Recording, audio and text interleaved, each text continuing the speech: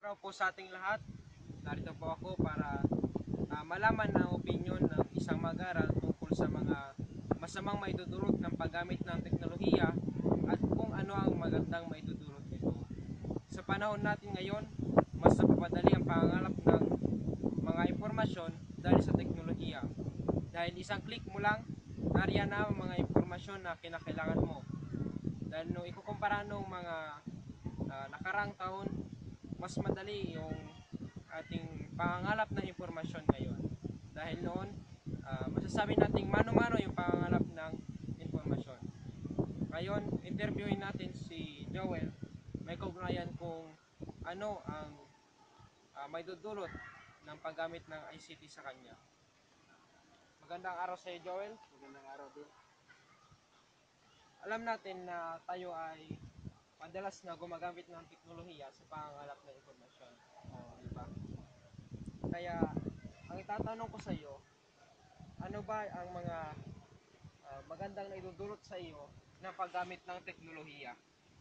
So para sa akin, bilang estudyante, napakalaki ng naitutulong ng teknolohiya para sa akin sapagkat dito ako kumukuha ng mga kasagutan sa bawat katanungan sa aking sa bawat asignatura na binibigay ng aming guro. Dito na rin ako nakapag-edit ng mga projects na mga tulad ng pag-i-encode. Isa na nga doon. At sa teknolohiya, nagagamit ko rin ito bilang pag-ipag-komunikasyon sa aking pamilya, sa kaibigan, at sa iba pa. Isa na yun. Tama ka, no? Kaya dahil sa teknolohiya, halos lahat ng bagay o lahat ng ating mga pangangailangan, makikita na lang doon.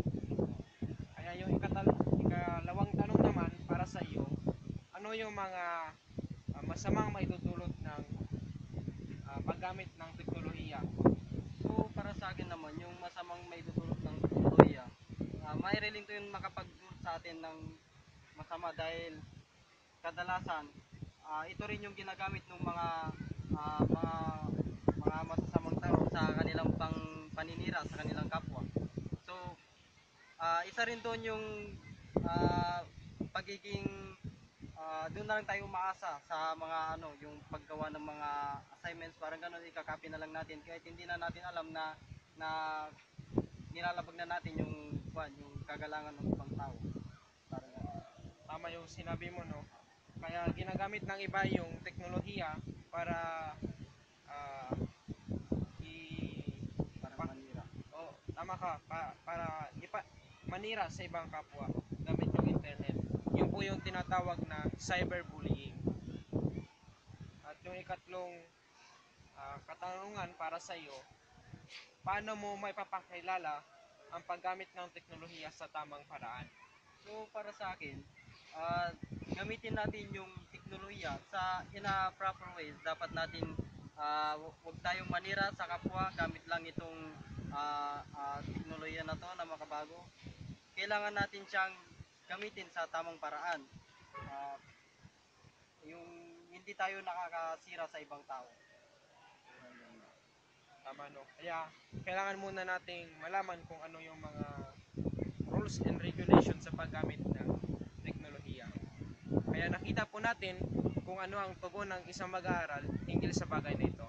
Maraming salamat po.